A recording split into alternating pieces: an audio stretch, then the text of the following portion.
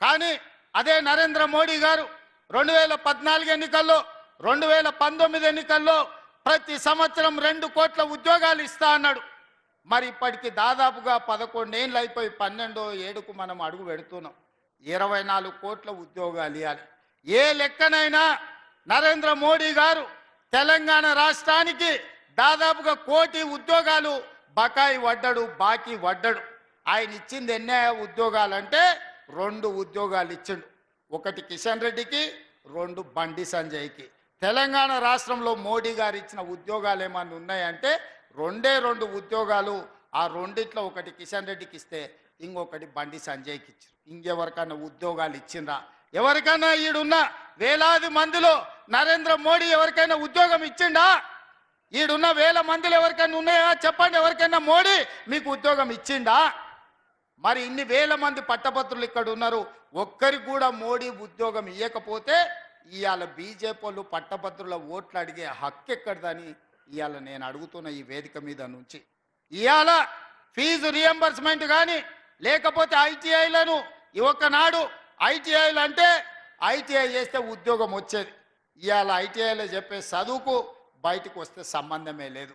Certificate ఉంటుంది, వాడికి పని ఏం చేయాలో తెలియదు. అందుకే టాటా కంపెనీతో మాట్లాడి ఈ ఐటీఐలను అడ్వాన్స్డ్ టెక్నాలజీ సెంటర్లుగా మార్చాలి అని 2400 కోట్ల రూపాయలు ఖర్చు పెట్టి రాష్ట్రంలో 65 ఐటీఐలను అప్గ్రేడ్ చేసి ఏటీసీలుగా మార్చి అక్కడ శిక్షణ పొందిన వాళ్లకు టాటా సంస్థలనే ఉద్యోగాలు ఇచ్చేటట్టుగా ఈరోజు టెక్నాలజీ అప్గ్రేడ్ చేసింది మన పార్టీ, మన ప్రభుత్వం. నేను చేసింది నిజమైతే మీరు మీ కుటుంబాలు కాంగ్రెస్కు ఓటేయండి. నేను చెప్పింది అబద్ధమైతే మీరు ఎవరికి ఓటేసుకున్నా పర్వాలేదు. ఇవాళ డాక్టర్లుగా, లాయర్లుగా, ఇంజనీర్లుగా, పట్టభద్రులుగా మీరు సర్టిఫికెట్లు తీసుకుంటారు. కానీ శిక్షణ సరిగ్గా లేక, సాంకేతిక నైపుణ్యం లేక చాలా మందికి ఉద్యోగ ఉపాధి అవకాశాలు రావడం లేదు.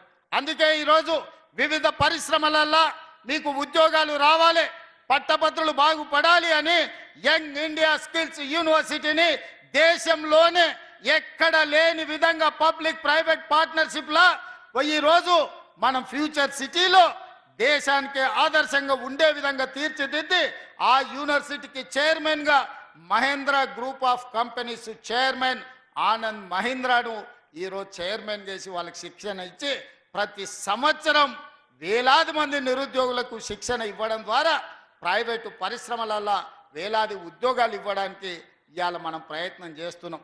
నేను చెప్పింది నిజమైతే యంగ్ ఇండియా స్కిల్స్ యూనివర్సిటీని మనం ప్రారంభించుకుంటే మీరు ఓటు నరేందర్ రెడ్డికి వేయండి. నేను చెప్పింది అబద్ధమైతే మీరు ఎవరికి ఓటేసుకున్నా నాకు పర్వాలేదని నేను ఈరోజు చెప్పదలుచుకున్నా.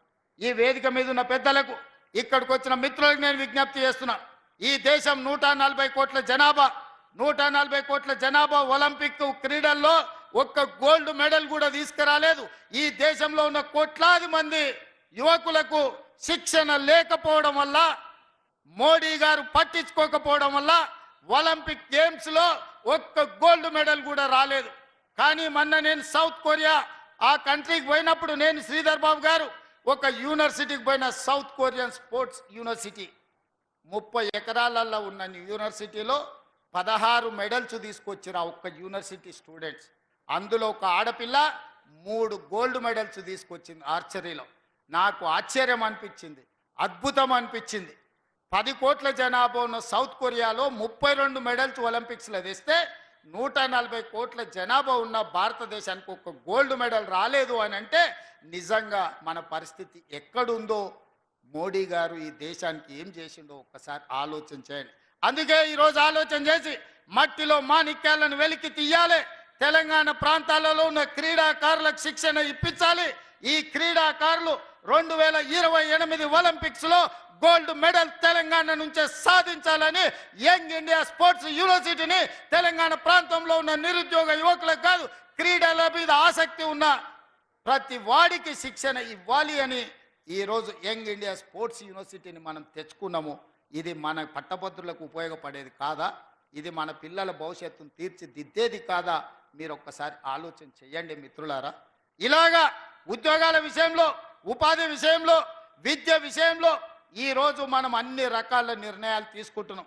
ఇంతకుముందే మిత్రులు చెప్పినారు, నిజామాబాద్లో యూనివర్సిటీ ఉంది, కరీంనగర్లో యూనివర్సిటీ ఉంది, ఇవాళ ప్రతి దగ్గర యూనివర్సిటీలు ఉన్నాయి, ఆదిలాబాద్లో యూనివర్సిటీ లేదు అని. మరి ఆ ప్రాంతాలలో ఇచ్చిన యూనివర్సిటీలు కూడా ఆనాడు కాంగ్రెస్ పార్టీ ఉన్నప్పుడే ఇచ్చింది తప్ప 10 ఏళ్లలో చంద్రశేఖరరావు ఒక్క యూనివర్సిటీ అయినా ఇచ్చిండా? మీరు ఒక్కసారి ఆలోచన చేయండి. రేపైనా మీ ఆదిలాబాద్కు యూనివర్సిటీ రావాలంటే పట్టభద్రుల నుంచి చదువుకున్న నరేందర్ రెడ్డి ఎమ్మెల్సీగా అయితే మీ తరఫున ప్రతినిధిగా ఉంటాడు, ప్రభుత్వంతో మాట్లాడతాడు. ఆదిలాబాద్కు కావలసిన యూనివర్సిటీని సాధించే ప్రయత్నము నరేందర్ రెడ్డి చేస్తాడు. మీ తరఫున పన్నులు సాధించే నరేందర్ రెడ్డికి మీరు ఓటు వేయాల్సిన అవసరం ఉన్నది.